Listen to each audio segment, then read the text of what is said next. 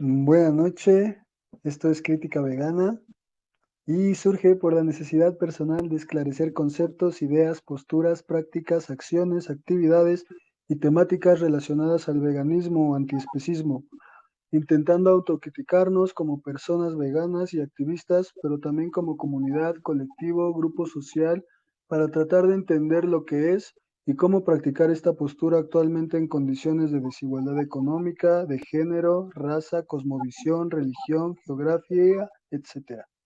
No pretendemos brindar la respuesta, más bien criticar, contrapuntear la mayoría de respuestas en aras de acercarnos lo más posible a la liberación animal e individual. El tema de hoy es vegetarianismo y productos que no generan muerte. Y te cedo la palabra.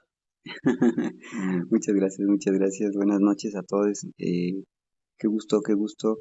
Sí, pues creo que una de las cuestiones que hemos escuchado a lo largo de pues de muchos años de estar en estos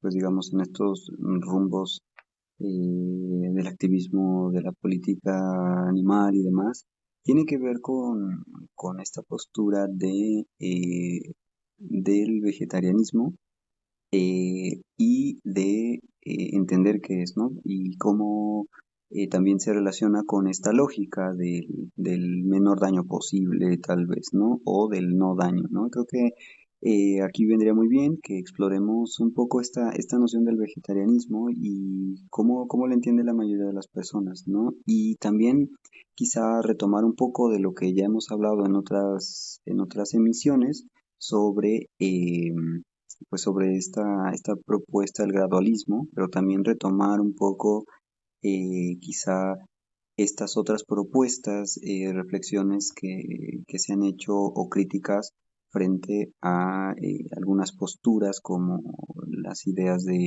eh, pues de quizá un poco las de jaulas más grandes no, o bueno, pero no matas a la vaca, ¿no? Que es un poco lo que hablaremos hoy también. Y bueno, y quizá a mí me gustaría empezar con esta postura del vegetarianismo, ¿no? Y hablar que para muchas personas el vegetarianismo ha sido una dieta, ¿no? En nuestro primer capítulo hablamos sobre Pitágoras, ¿no? Por ahí nos hacían un comentario, ¿no?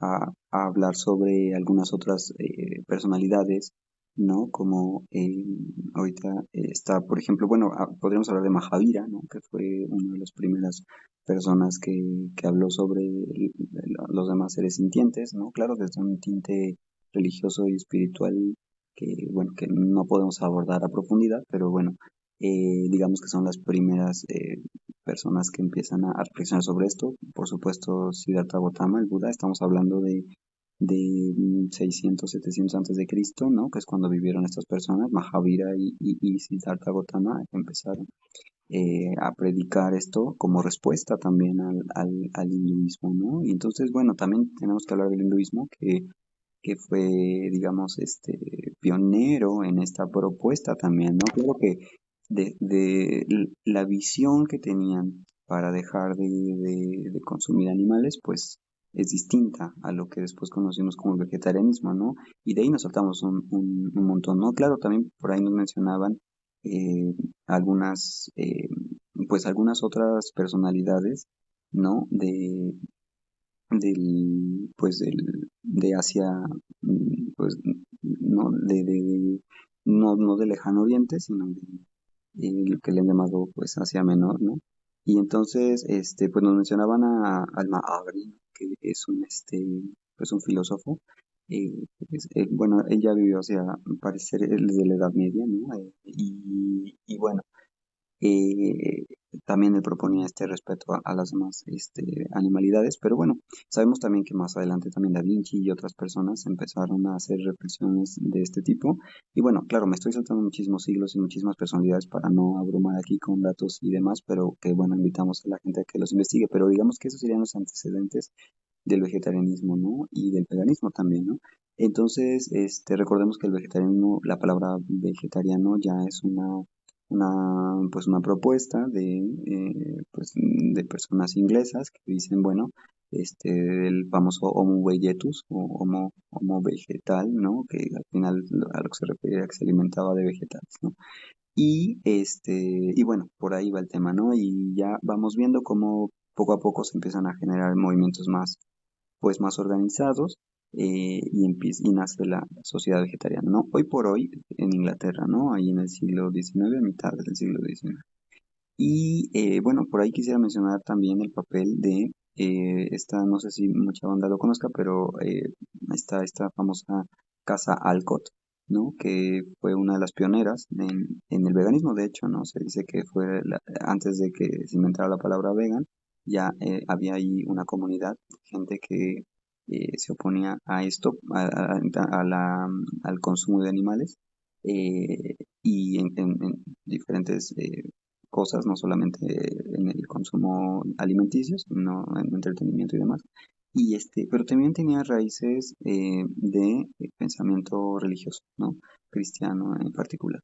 Y claro, con ciertos valores, ¿no? Que inspiraban esa práctica. Y bueno, eso también, no sé si es importante mencionarlo, ¿no? Pues una buena cantidad del vegetarianismo ha sido inspirado por diferentes posturas de corte pues religioso, ¿no? También hay que decirlo, hay quien hace esa distinción desde un vegetarianismo ético, político y un vegetarianismo, digamos, religioso o espiritual que está vinculado a algunas religiones. Entonces, bueno, ya me callo un ratito para escuchar también, ¿no? Mi estimado, disculpa. No, pues muy buena introducción.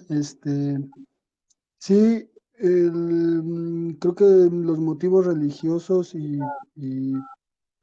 filosóficos o pues sí, ideológicos empezó por ahí, aunque sí, este, desde entonces, o sea, me llama la atención que desde aquel entonces hubo varias personalidades que se dieron cuenta de ese uso y abuso sobre las otras especies y lo consideraron incorrecto, inviable o innecesario. Creo que también viene mucho de la mano de la domesticación y del paso del nomadismo al sedentarismo. Em,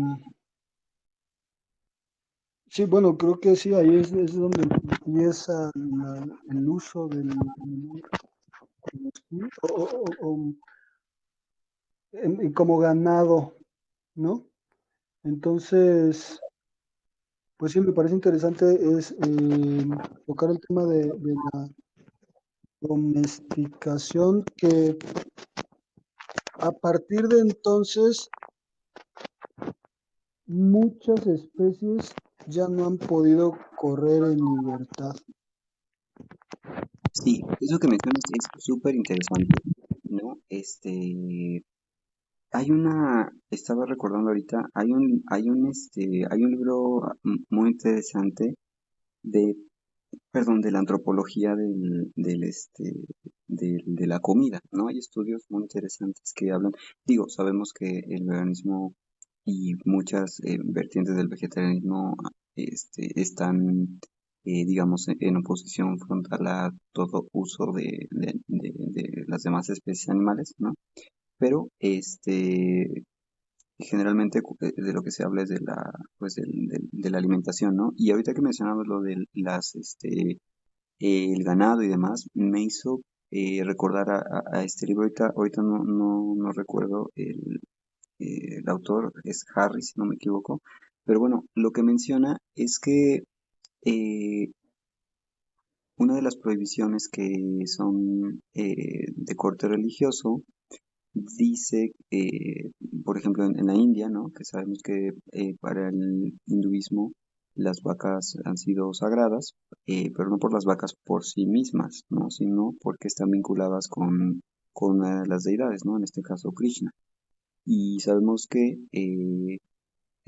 para Krishna la vaca es su mejor amiga, ¿no? Es incluso su madre para Krishna porque justo le da de su leche, ¿no? Y esto es interesantísimo que por supuesto ya el veganismo tendrá pues otra visión, ¿no? Pero bueno, entonces de ahí que las vacas no podrían matarse, ¿no? E incluso, digo, lo pongo esta colación para ir viendo un poco cómo ha ido moviéndose el pensamiento, pero bueno, y las reflexiones justo hacia otros lados, ¿no? Y el Código de Manu, que sabemos que es uno de los primeros libros eh, de, de, este, de códigos vamos a llamarlos leyes morales o éticas, o bueno, al final leyes de comportamiento, de conducta, decía, ¿no? Que si tú matabas a una vaca, tú ibas a reencarnar en una vaca el número de pelos que tuviera esa vaca, ¿no? Y te iban a matar, ¿no? Como una forma de karma, ¿no? Recordemos este concepto de karma, digamos, de este castigo por las acciones negativas y de la recompensa por las cosas positivas que se hacen en una vida y que se reciben en la siguiente, ¿no? Entonces, ¿a qué va todo esto? Bueno, pues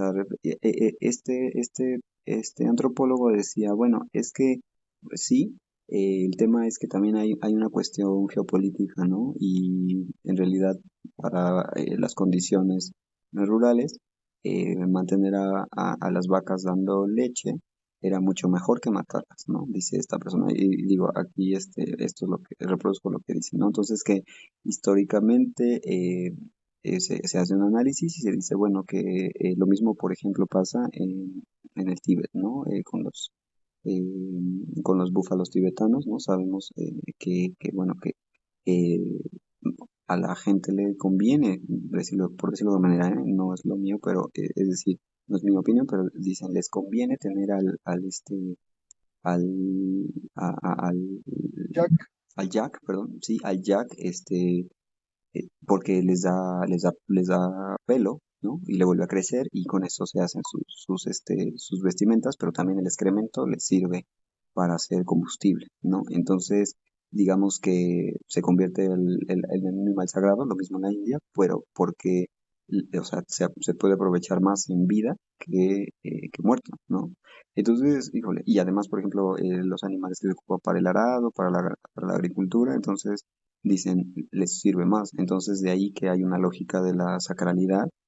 Y cuál fue una primera y cuál fue la otra, pues quién sabe, ¿no? Porque también en la teología hindú, el hinduista, el buey es el padre, ¿no? Es el padre de la civilización y la vaca la madre, ¿no? Y además están vinculados con Krishna. Entonces, bueno, esto es súper interesante, ¿no? Recordemos que Krishna fue un vaquero, ¿no? Lo que llamamos un vaquero, bueno, para poderlo entender en el sentido, bueno, quizás si lo llamamos vaquero nos imaginamos el vaquero de Estados Unidos, pero bueno, pero el vaquero a la hindú, ¿no? Es decir, pues era una persona que cuidaba las vacas, ¿no? Pues sí, ¿no? Y a los bueyes. Entonces, en ese sentido, bueno, solo hice este comentario justo para ir deslindando un poco esto, ¿no? Cómo entendemos cuáles son las visiones del mundo y cómo se entiende esta diferencia, ¿no? Para poder entender al vegetarianismo desde su vertiente religiosa, ¿no? Pero, bueno, también reconocer que no solo era eso, ¿no? O sea, Buda, pues sabemos que no era partidario de las deidades de la India, ¿no? Naturalmente era un ateísta, de los primeros ateístas, a diferencia de Mahavira, recordemos que Mahavira es fundador del jainismo, y para él sí existe la deidad, ¿no? Entonces, pero es distinta, ¿no? Para Mahavira la deidad está en todos lados, entonces por eso es que no es adecuado andar generando sufrimiento para nadie, ¿no? Entonces, bueno, eso son diferentes visiones del mundo que nos permiten entender cómo su relación con las demás especies, ¿no?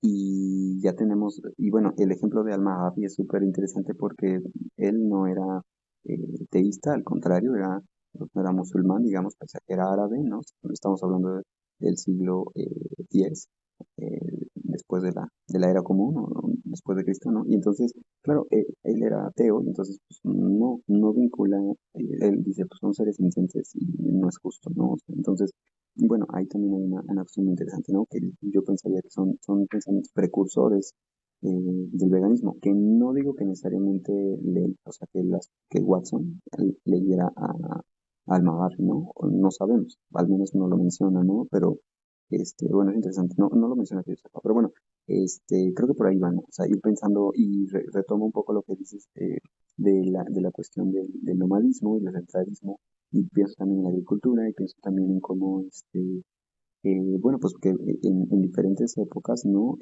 Pues sí, o sea, en realidad el buey era la fuerza del arado, ¿no? Y los caballos la fuerza del movimiento en Europa, ¿no? Digamos. Mm. Y bueno, Sí, y en Asia, ¿no? Perdón, sí. sí, y bueno, otro mito, no sé, el de Rómulo y Remo, que fueron encontrados por una loba que los amamantó y luego alimentados por un pájaro carpintero y encontrados por un pastor y su mujer, eh, Faustulo y Aca Larentia, quienes los criaron y luego Rómulo y Remo se convirtieron en pastores. Entonces también ahí eh, está la domesticación en el mito fundacional de Roma, nada más y nada menos. Eh, Está muy interesante eso que dices.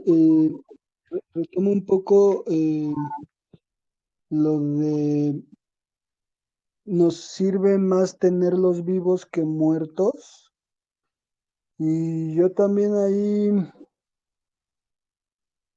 mencionaste el excremento y también no hay que dejar de lado que no solo vamos a hablar de alimentos. Este, como dice el título, es vegetarianismo y productos que no generan muerte, pero no solo es de alimentos.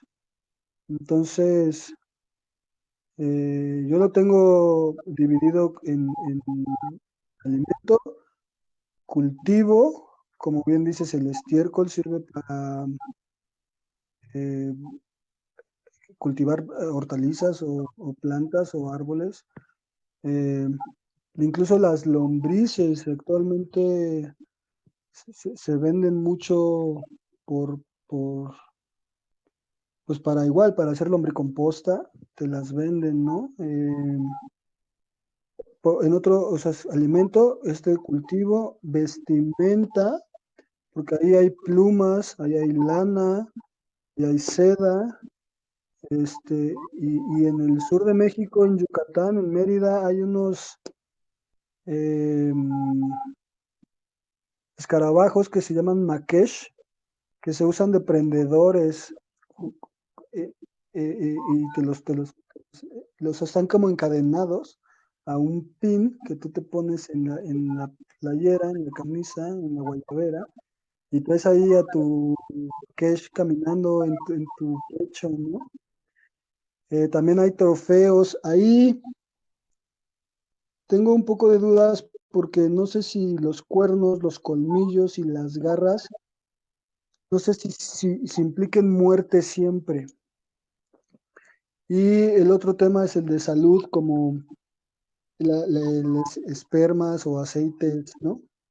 Que creo que ahí sí ambos implican muerte. La verdad no sé si haya granjas, pero, pero sí quisiera expandir mucho más allá de lo del alimento.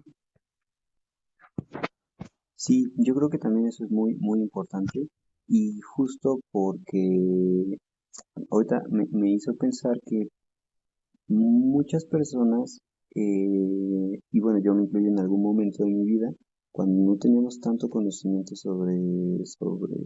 pues sobre las posibilidades de otras formas de vida, sin explotar a ninguna especie, eh, llegábamos, o sea, llegaba a pensar que decir, bueno, pues es que no estás matando al animal, ¿no? O sea, ahorita que mencionaste, por ejemplo, lo de la lana, ¿no? Es muy naturalizado que hay este pensamiento como, bueno, pues es que no lo estás matando, simplemente le estás quitando la lana, e incluso la gente se imagine trasquilado, ¿no? Pues, esta acción de quitarle la lana como algo que hasta es benéfico, ¿no? Incluso por ahí llegué a escuchar gente que decía, pues es que a las vacas el que les quiten la leche hasta les ayuda porque si no se enferman, ¿no?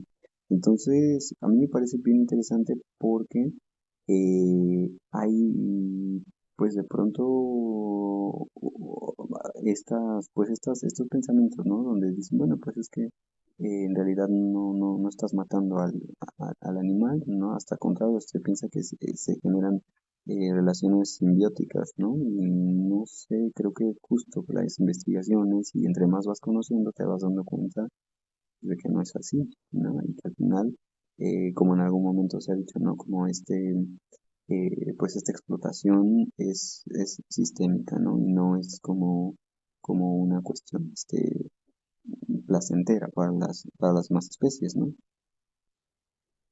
No, y se disfraza mucho. También en cuanto a salud, pues ahí sí hay granjas de sanguijuelas para chuparte la sangre o el veneno o la sangre mala que tienes, ¿no?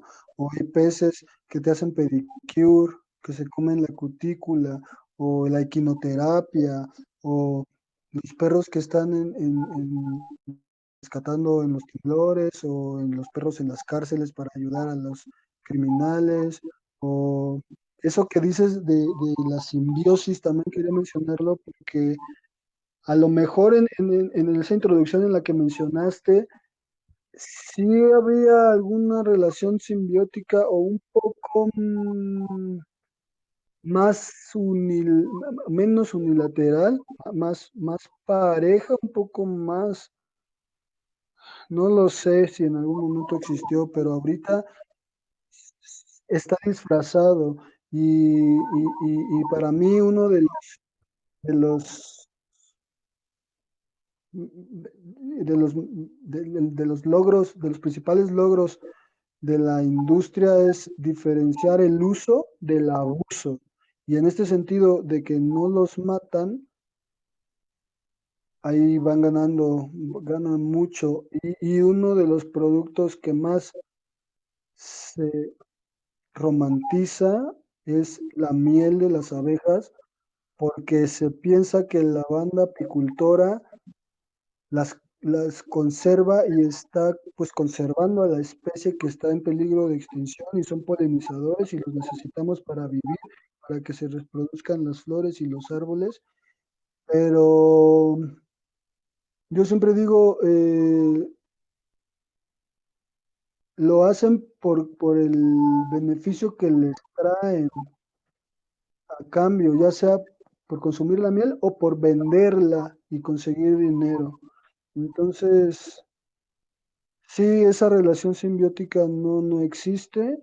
Obviamente no se les pregunta y pues obviamente contestar y no no es justo y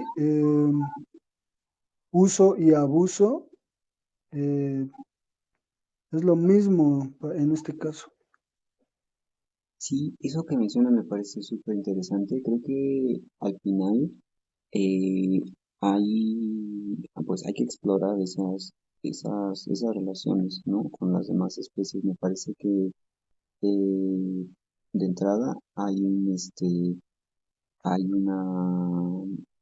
digamos, una serie de justificaciones que se han hecho de parte de muchas personas para poder continuar con estos usos. Y sí, como dices, de estos abusos. Al final es que las abejas generan esta miel para ellas mismas, ¿no? O sea, para su supervivencia, ¿no? Y claro que el humano en algún punto de esto la descubrió y dijo, bueno, vamos, o sea, habría que remontarse a la historia de la apicultura, ¿no? Seguramente es bastante antigua, pero justo también hay una serie de creencias que están detrás, que algunas parecen ser que se anclan un poco en un tema de la salud, pero también hay que hablar de otras que se anclan en cuestiones pues que son quizá de dudosa, eh, no sé si llamarle dudosa,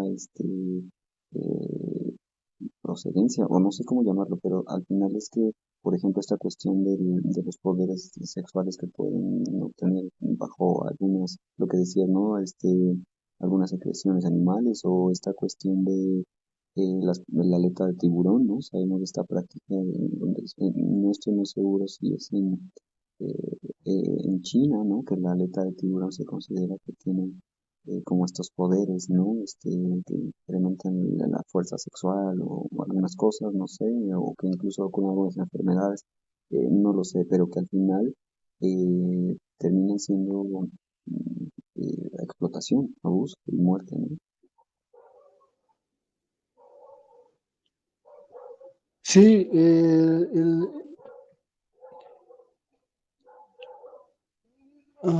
se me fue, pero sí, bueno, lo que iba a decir, la apicultura primitiva consistía en cazar los enjambres o sea, era ir y agarrarlos, ¿no? Eh, luego los ponían en colmenas creadas con paja y con barro o en troncos huecos, pero lo que no sé si el acercamiento al conocimiento de la vida de los animales fue por interés puramente interesante o fue con toda la intención de conseguir algo a través de eso. Este, sí, y en el tema de la miel es claro que ellas lo hacen porque es su alimento y como se los quitamos su alimento, entonces les damos otra cosa, agua con azúcar. Y en cambio, entonces a las vacas, a las cabras, la leche, que es su alimento de sus hijos, se los quitamos y entonces les damos fórmula. Y ese intercambio que otra vez la industria vende como pues las alimentamos, cuesta trabajo darle de beber a cada uno y pues sí nos preocupamos por ello, esa mentira eh, es muy bien recibida por la población en general y como dices, o sea, bueno, pues al fin de cuentas no la están matando, o sea, mucha gente que no se hace vegana y se hace vegetariana es por eso, que dices, bueno, pues un huevo no genera la muerte de nadie, es no fecundado, ¿no? Entonces, no hay ningún problema en consumirlo, sin ver un poquito más allá de, bueno, ¿quién pone el huevo? ¿Qué se necesita para poner el huevo? ¿Cuántos huevos pone? ¿Cuántos huevos debería de poner normalmente? ¿Qué se les inyecta o se les alimenta para que pongan más o menos o X, ¿no? Más grandes, menos grandes. Y otra es que pues ningún animal se salva, ¿no? O sea, son gallinas, avestruces, codornices, y la lista sigue, ¿no? Sí, sí, sí, justo. Y ahora que lo mencionas, me hizo pensar mucho en cómo mucho tiene que ver con la información, ¿no?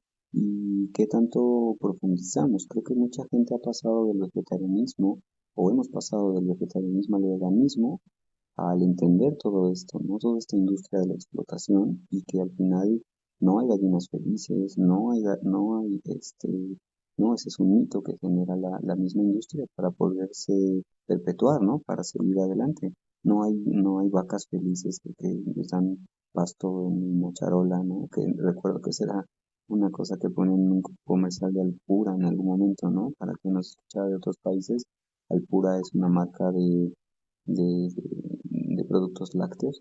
Y entonces esto es muy interesante porque justo hay una narrativa que se ha fortalecido con los años, ¿no?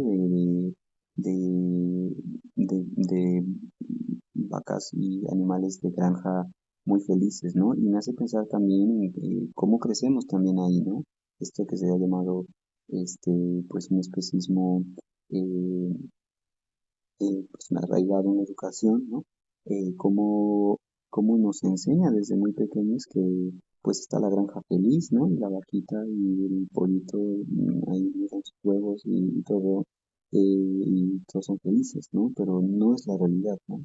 Y claro, aquí habrá quien pueda decir, sí, pero yo en mi casa tengo una gallina, muy bien, ¿no? Son otros casos, platíquenmelo después, ¿no? Pero aquí estamos hablando de la industria, ¿no? ¿Qué es lo que se consume más? ¿Qué es lo que la gente tiene que ver? Y aún así, aunque tengas tu gallina en casa, en primera, pues, ¿por qué habría que decir que es tuya, ¿no? En segundo lugar, ¿por qué habríamos de tomar algo que, pues, que no nos pertenece, ¿no? O sea, al final es que también eso es interesante, que también hay, claro, aquí les invitamos a que nos pongan sus comentarios y escucharles, ¿no? Que sigamos dialogando y bueno, pero me parece que eso es muy interesante y aquí yo abriría otro paréntesis, ¿no? De otra rama del vegetarianismo que ha estado por ahí, que es la que más, digamos,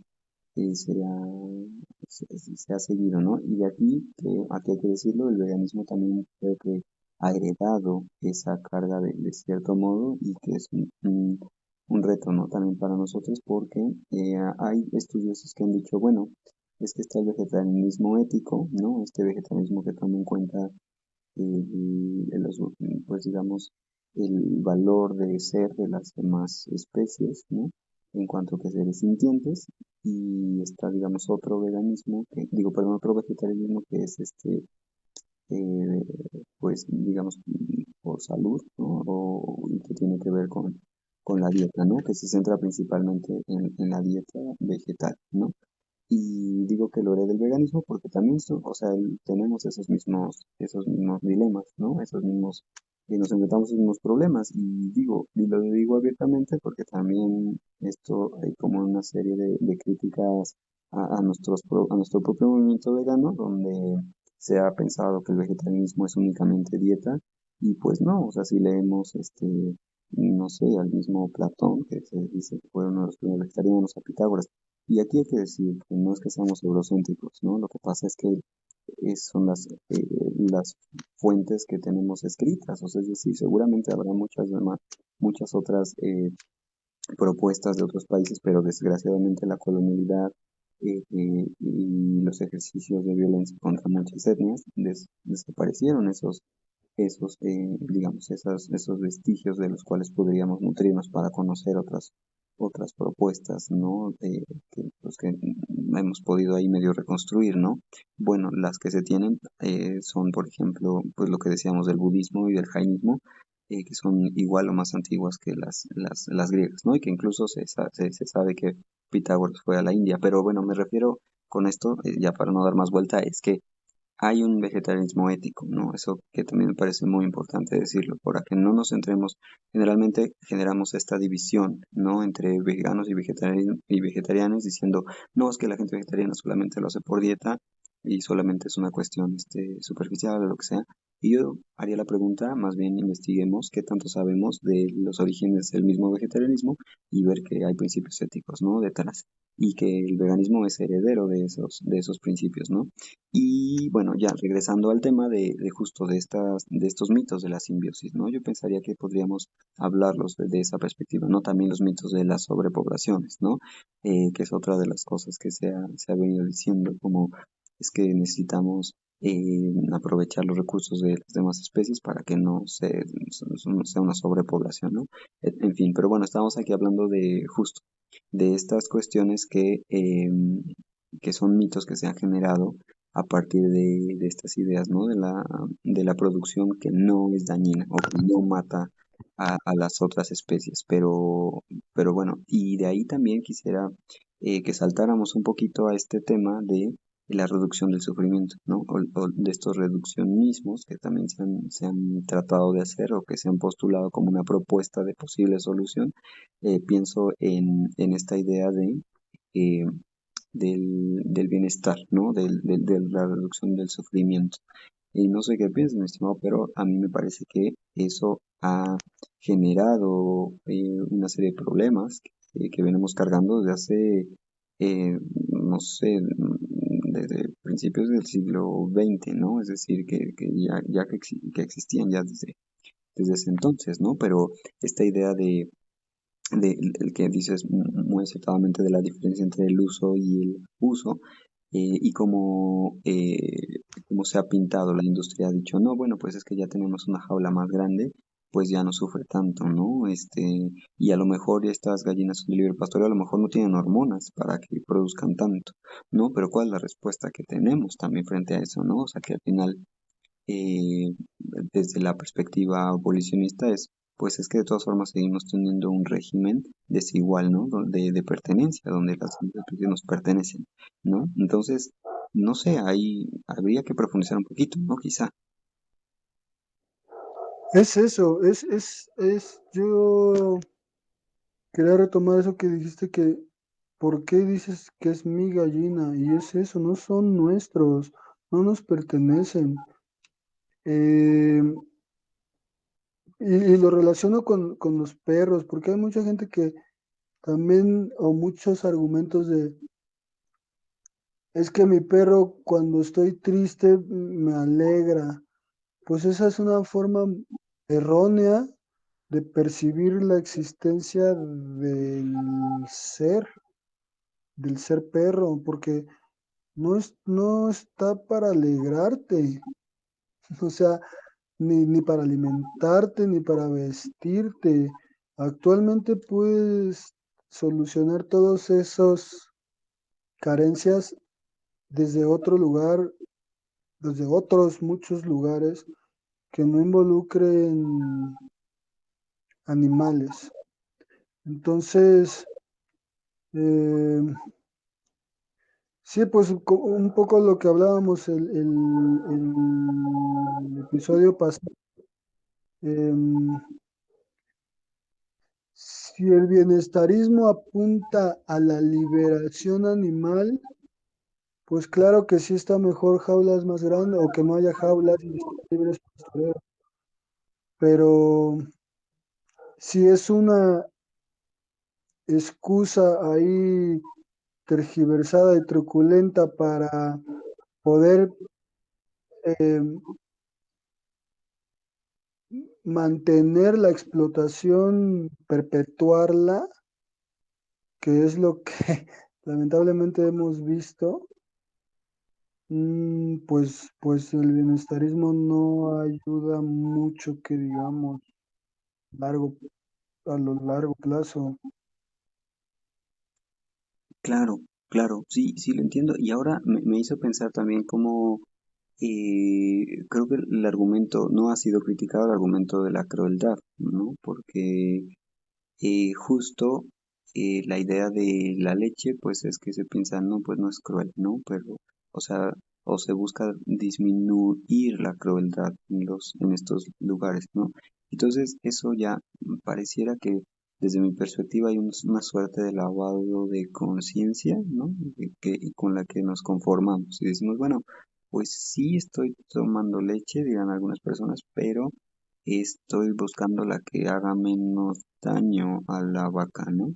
Y entonces, bueno, creo que esa es una gran pregunta, ¿no? O sea, bueno, pero ¿por qué, o sea, por qué creemos que tenemos el derecho fundamental de tomar algo que no nos pertenece bajo un pretexto de mítico? O sea, es decir, es que hay que decirlo también, o sea, la idea de la leche tampoco es que, o sea, sea una cuestión de necesidad. Y aquí no quiero hablar solamente de que ya ahora, porque lo hemos descubierto, porque la ciencia de la nutrición lo ha dicho, es decir, se ha demostrado también que hay pues, pueblos que jamás consumieron leche de nada, nunca, en toda su historia, ¿no? O sea, también ahí hay un elemento muy interesante de una colonialidad que impuso una explotación, pero impuso también una forma de vivir, una forma de entender las relaciones, ¿no? Con otras especies y además, pues, claro, con esto no quiero decir que no existía en el México prehispánico el abuso hacia otras especies, pero me refiero a que hay diferentes concepciones de la vida, ¿no? Incluso lo digo porque, por ejemplo, la India, que era un país que no, que tenía una cantidad muy grande de vegetarianos, cada vez va bajando más porque están imitando los modelos, eh, digamos, occidentales, Occidente. eurocéntricos, ¿no? Sí. Sí,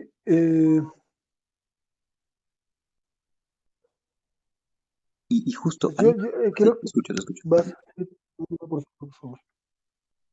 No, te escucho, sí, sí. Yo iba a mencionar en la Biblia, creo que es Génesis, mm, no me quiero equivocar, perdona, y luego les pongo por escrito cuál es. El, el, el, el, d- no sé, es como no dice domesticar, pero pues todo ser, todo planta, ¿no? Incluso a la mujer. Eh, sí, está muy arraigado y como dices, o sea, tomamos lo que nos conviene y lo que no, no, o sea, en lugar de que el vegetarianismo crezca en esas, en las regiones Medio Oriente o en la India, este, no, más bien ahí sí nos imitan, ¿no? Claro. Entonces, está interesante. Claro, claro, claro. Creo que lo que decías de la Biblia tiene que ver con lo de la dominación, ¿no? O sea, del hombre Totalmente. que domina. Y sí, me parece que ahí hay una, creo que es darle al clavo, ¿no? A esta idea de, detrás de todo uso, hay una idea de dominación, ¿no? Y creo que se ha querido justificar de cierto modo con esta idea de la necesidad, que me parece importante, que quizá ya podríamos hablar después de esta propuesta de Melanie Joy del concepto de carnismo, ¿no? Que bueno, adelantamos un poco que dice Melanie Joy que ha generado un discurso donde se piensa que la carne es necesaria, ¿no? Es algo natural además, ¿no? Y y bueno, Natural, necesario y normal, dice. y normal, exacto, ¿no? Son las tres N's, ¿no? Natural, ¿no?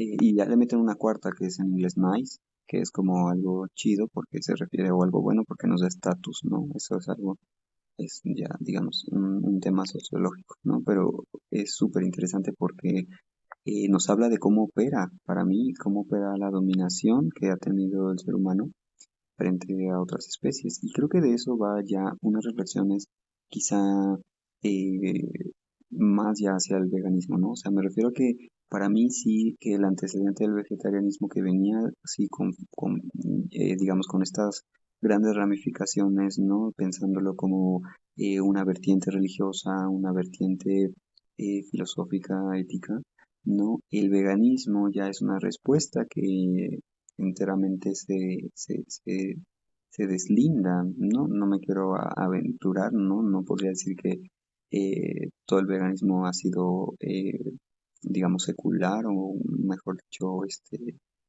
a religioso, ¿no? Pero, pues me atrevería a decir que muchas de estas reflexiones ya son desde una reflexión de la dominación, ¿no? Es decir, ya no está inspirada por una cuestión, es decir, no es que el veganismo dependa de una visión de la espiritualidad, ¿no? Para poder defenderse ¿no? O generar esta relación, ¿no? Con otras especies. Y creo que ahí eso es el punto interesante, ¿no? Cómo estamos ya haciendo una reflexión hacia la dominación. Y entonces, cuando hacemos una reflexión desde ahí, nos damos cuenta de que esta idea de, bueno, es que no lo mato, ya no es suficiente, o sea, es decir, es que o sea, vamos más allá, ¿no? O sea, y todo uso es ya de suyo un uso de esclavitud, ¿no? De aprovechamiento, de utilizar a otras especies, ¿no?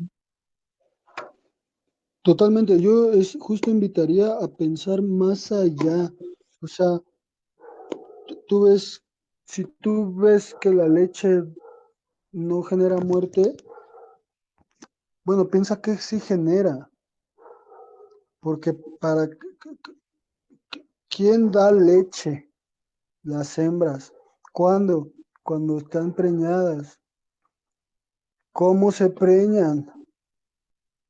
Cuando tienen a su becerro o a su hijo eh, que debe de tomar esa leche, pues esa leche te la estás tomando tú, entonces, ¿qué pasa? Hay que pensar, hay que ir más allá no sé, una chamarra de plumas, pues, ¿quién tiene las plumas? ¿Cómo se las quitan? ¿Cuántas plumas se necesita para hacer un chaleco? ¿Cuántos patos, gansos, gallinas, etcétera, necesitas para llenar un chaleco de plumas? Etcétera, etcétera, etcétera, etcétera. Hay que ir más allá y no quedarte con, pues no es muerte, pues el huevo no está vivo. Bueno, pero el huevo en la industria del huevo, cuando nacen machos, que significa que no van a ser hembras y no van a poner huevos, pues son triturados al nacer, desechados. Entonces, esa dominación, estos me sirven, estos no me sirven, estos los hago grenetina, estos sí los vendo, hay que ver más allá y pues no creerle a las industrias, la verdad, nada que esté empaquetado, no hay que creer en nada que esté empaquetado, ¿no? No sé. Sí, creo que sí, sobre todo porque vienen de estas, pues, de industrias que tienen un marketing poderoso, ¿no? O sea, me parece súper interesante estos casos de las vacas felices, ¿no? Y de los pollos felices. A mí me parece interesantísimo cómo hay pues, una manipulación real, ¿no? De la información, ¿no? Dice, ¿no? Carol Adams, este referente ausente, ¿no? No sabemos quién está ahí atrás porque esa ausencia es tapada por la industria, ¿no? Es un producto, nada. Exacto, con un cartel, ¿no? Y entonces ahí me parece súper interesante también. eh, Hace rato mencionaste el tema de la quimioterapia, ¿no? La idea me hizo pensar también en esta, no sé si llamarla delfinoterapia, pero también me Sí, hizo sí. pensar en eso, ¿no? Cómo es claro, o sea, aquí el tema es que seguimos esclavizándolos, ¿no? O sea, sí que se busca este beneficio, o sea, es decir, hay quien diría, bueno, pero es que hay personas pues, parapléjicas o que tienen problemas y que pues se han mejorado porque están ahí con los caballos o con los perritos o con lo que sea, ¿no? Como ahora está, no sé, hubo hace un tiempo, me parece como un boom de esta cuestión no recuerdo cuál es el nombre, no sé si tú recuerdas, pero que tienen esto, que dicen, bueno, tengo viene conmigo o viaja conmigo para todos lados un perro porque es como es mi ayudante de soporte para cuando tengo mucha ansiedad, un Sí, tema. sí, no sé cómo se llama, pero sí, sí, un perro Sí, soporte, un perro guía, algo así, ¿no? sí, una cosa así, ¿no? O incluso también los perros guías para las personas invidentes, ¿no? Pero esos que tienen problemas de visión, ¿no? Mejor dicho, entonces, o que tienen debilidad visual o lo que sea. Y ahí hay un tema interesante, ¿no? O sea, es que también tendríamos que pensar en los intereses, ¿no? Y eso también lo menciona por ahí este filósofo Reagan, si no me equivoco, dice, bueno, es que, ¿cuáles son los intereses? O sea, es el interés del perro ser el guía no, o sea, de verdad ese es su interés, o sea, no, por mucho que se haya romantizado, también habríamos que quitarnos esa romantización que nos hemos creado, ¿no? O sea, cuando se ha dicho, es que el perro es el mejor amigo del hombre, sí o no, o sea, porque claro. no, es una dominación ancestral, hay que decirlo. Esa Así domesticación es ancestral. creamos, son un animal creado por nosotros. Exacto, exacto. Y lo hemos romantizado y lo pintamos como, ay, sí, no, qué bonito. En realidad no sabemos si quiere estar ahí, o sea, no, y si quiere estar ahí bajo, también hay este principio que hay que recordar que se llama la indefensión aprendida, ¿no? Y que es algo que se ha estudiado como muchas especies, y no solo otras especies, también humanos tenemos esa experiencia de donde ya, o sea, aprendes a que no puedes defenderte, ya no puedes, ya, simplemente, eso se vio también en los animales que eran explotados en circos, ¿no? O sea, simplemente llega Que un punto. también muerte, que tampoco implica muerte. Exacto, exacto, Zoológicos. Sí, estereotipas, comportamientos aberrantes y reacciones de huida, trastornos alimenticios, desplazamiento, automutilaciones, sobreacicalamientos, comportamientos sexuales anómalos, comportamiento estereotípico. Es esos patrones que presentan en cautividad. Hay que hablar de la experimentación animal, que tampoco es muerte per se, y tienes ahí toda tu vida pues ahí trabajándote para nosotros, ¿no? totalmente, totalmente habría que pensar ahí en eso, o sea, es que, bueno, habría quien diga que vivir en esclavitud, vivir en celda es peor que la muerte, y sí, ¿no? Y bueno, Y ¿no? Y cuando lo mucha pensamos, sí, liberación, perdón. te escucho, perdóname. Nada más quería decir, muchas veces la muerte es una liberación. Claro, claro, totalmente, totalmente, pero al final es interesantísimo eh, cuando hacemos ese análisis pues, de esa violencia, de esa dominación, o sea, ¿qué pasa, no? Y a veces es cuando sentimos que no, no estamos, no es- o sea, la industria, cualquier tipo de industria de explotación y muerte y de esclavitud, no está dando ni está obedeciendo a los valores más sutiles y más eh, bellos que la humanidad puede tener. O sea, es decir, la dominación es la que tenemos que revisar, ¿no? Es la que tenemos que darnos cuenta que al final descentrarnos, ¿no? Es decir, no somos el centro del universo, ni somos el centro de nada y tener una visión mucho más, eh, digamos, horizontal con las demás especies, ¿no? Que es algo que no se ve generalmente. No hay quien habla de una visión ecoética, ¿no? Donde vemos todo como una casa donde habitamos todos y están las demás especies viviendo con nosotros, ¿no? Dicen mucho con, enfatizan con y no para nosotros, ¿no? Me parece eso una reflexión importante para, para tratar de decir, bueno, es que si tenemos una enfermedad, bueno, no tendríamos por qué estar usando la delfines, ¿no? No tenemos que estar usando caballos, o sea, hay otras opciones, ¿no? Si la inteligencia nos ha dado para llegar a la luna, seguramente, bueno, hay quien dice que no se puede, ¿no? Pero Ese es un buen punto. Yo también iba a preguntar eso de la inteligencia artificial. O sea, actualmente, si la equinoterapia te ayuda, pues lo puedes suplir con robots.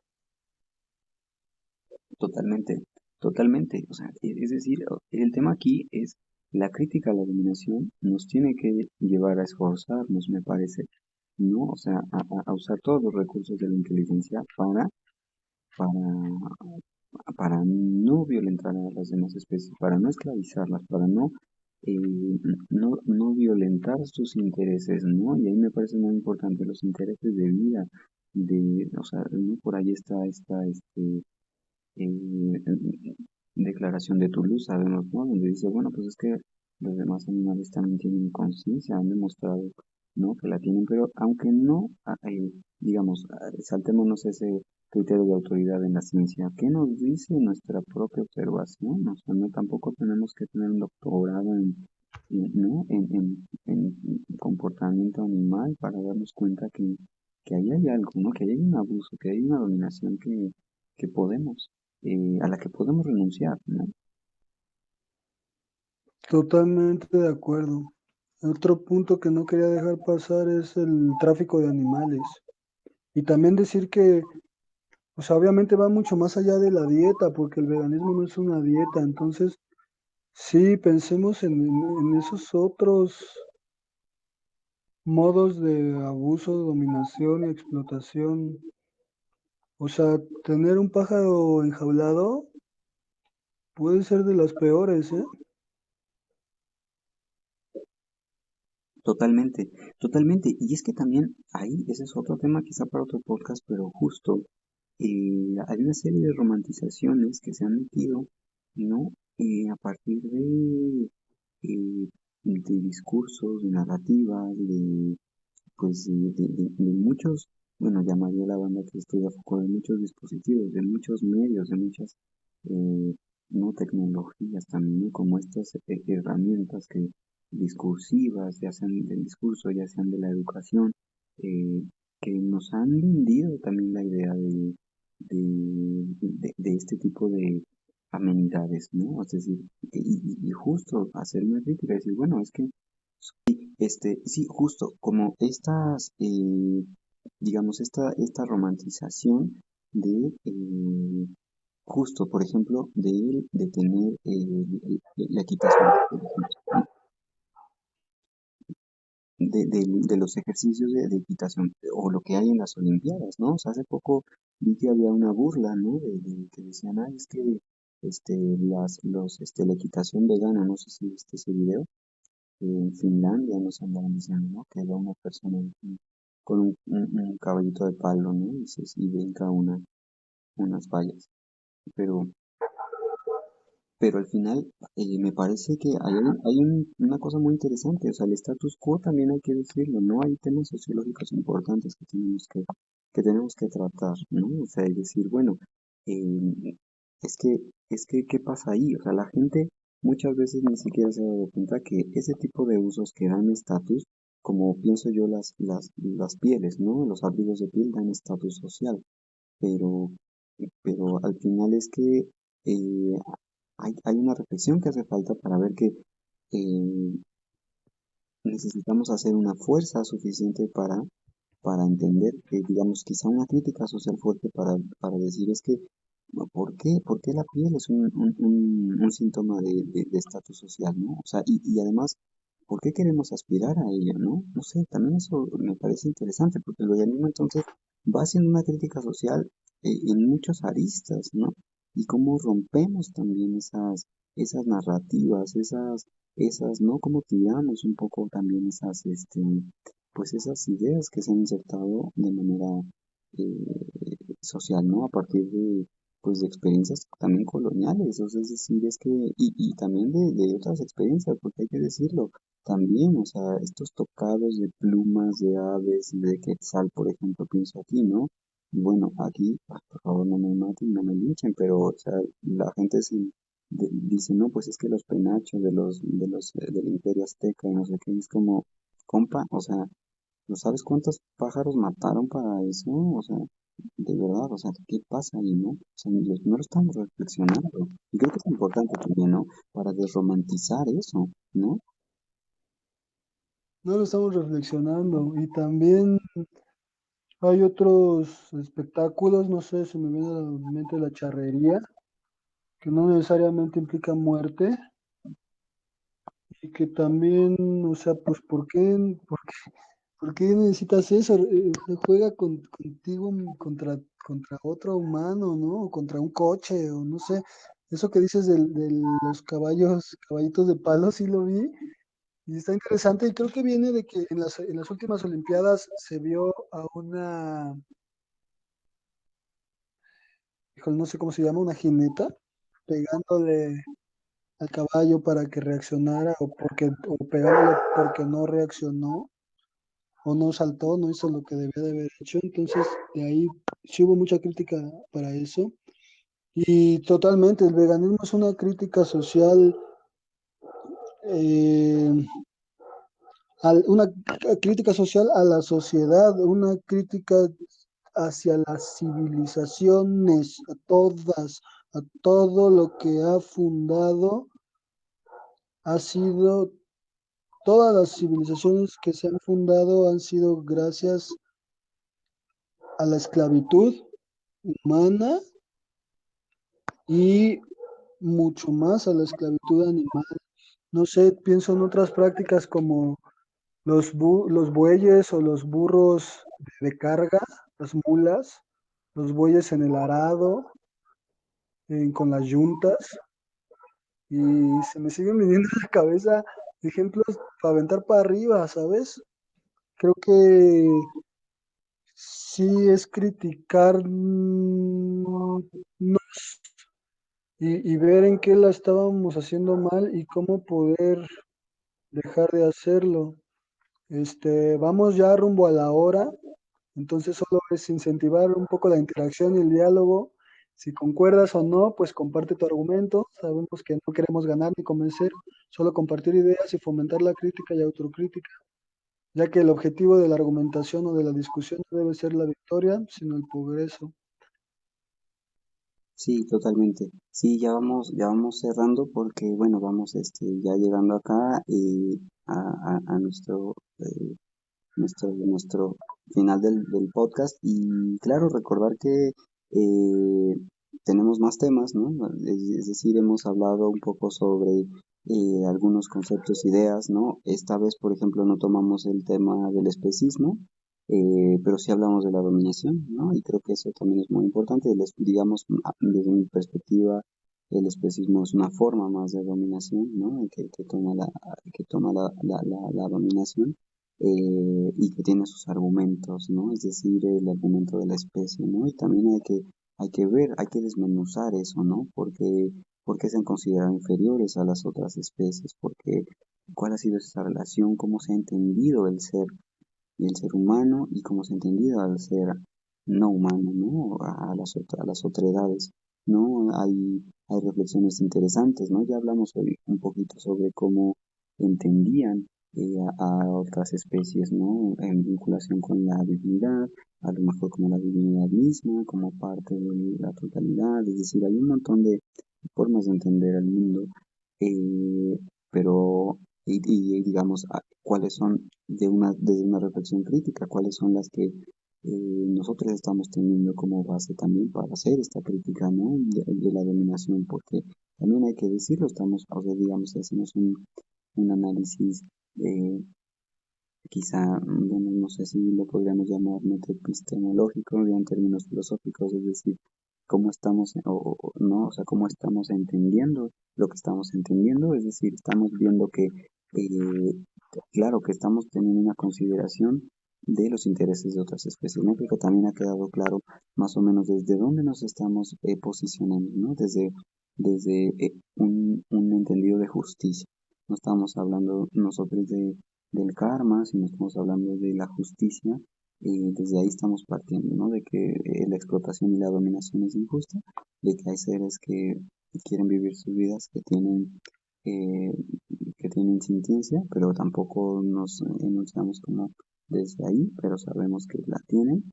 Y bueno, tenemos todavía mucho más que hablar, ¿no? También ahí nos quedan esos temas y además nos queda reflexionar cómo lo hemos hecho, ¿no? Para futuros podcasts también hablaremos del activismo, lo que es el activismo, qué entendemos por activismo, cómo se ha esencializado, qué se ha hecho, ¿no? Esto que platicamos quizá ya en algún momento de la diferencia entre los derechos animales o el derecho animal y el bienestar animal, ¿no? También son distintas propuestas, perspectivas, ¿no? Hablaremos también de la acción directa, por ejemplo, de quienes la han tomado, quienes han hecho. Eso también es importante, ¿no? Porque pues creemos que ha sido la base de muchos de los movimientos de los últimos años, ¿no? Entonces, bueno, vamos a ir explorando estos temas y también otros temas que ustedes quisieran platicar, profundizar, ¿no? También con mucho gusto, como se ha dicho, no tenemos la respuesta y además pues nos gusta mucho investigar, leer y si tienen también propuestas de lecturas y de autoras, autores, ¿no? Que quieran que también podamos abordar y temas, pues con mucho gusto. Aquí estamos para, pues para eso, para escucharnos, para dialogar y para crecer como, como personas, ¿no? En el veganismo, autocriticarnos y seguir, ¿no? Entonces, bueno, pues algo más que te gustaría agregar, mi estimado. Sí, pues que ahí compartan todo eso que mencionaste en el mail, criticavegana@gmail.com, en el Instagram o en YouTube. Denle like, suscríbanse, compartan, que eso apoya mucho. Eh, y me quedo retomo un poco lo que decías, hay una frase que dice, es que no importa si piensan, si razonan o si tienen pensamiento ontológico, lo importante es si sufren, si sienten, y eso es evidente. Entonces, yo con eso dejo ahí, si no les gusta, pues mínimo que haya servido para pensar. Cuídense, cuidémonos y tengan una muy buena noche. Muchas gracias, mi estimado. Pues sí, pues estamos en eso. Ahí escríbanos. Recuerden que también estamos en Spotify. Y pues nada, muchas gracias por su escucha. eh, Muy amables. Cuídense mucho y nos escuchamos bien pronto. Adiós.